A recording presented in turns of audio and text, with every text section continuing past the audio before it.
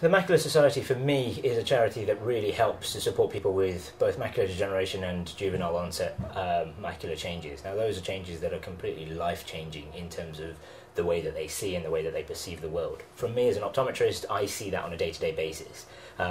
Literally, I don't think there's a week that goes by where I don't have a new diagnosis of either dry or wet macular degeneration at some form in my practice. I don't tend to see the juvenile as much, but I have seen the effects of that, particularly with the people that I climb the mountain with. When the opportunity came up to do something for a charity that's eye-linked and for a condition which, unfortunately, there is no cure currently, it was a case of, right, let's get on that and let's do something about that in the best way we can.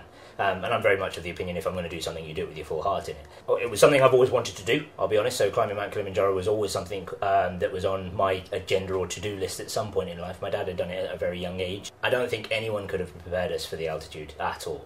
That was something that everybody at some stage felt ill with. Some people had to be taken down at some stage, and it really did affect people in different ways. From about the second to third day up the mountain, the temperatures absolutely plummeted. So overnight it was properly freezing.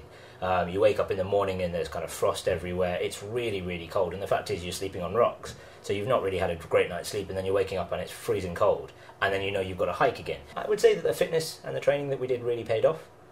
So that really, really helped, and it meant that we got pretty much to the top in most cases, and it was one of those things that you'll never forget that view. You know, you start climbing the last day at midnight, so it's pitch dark all around you, and you get to the top literally just as sun rises, so you see sunrise across the whole of the African plains from the top of Africa, which is just, I mean, that experience I don't think you ever sort of give up on or not remember. It's just absolutely amazing, and it makes the whole thing worthwhile at that point.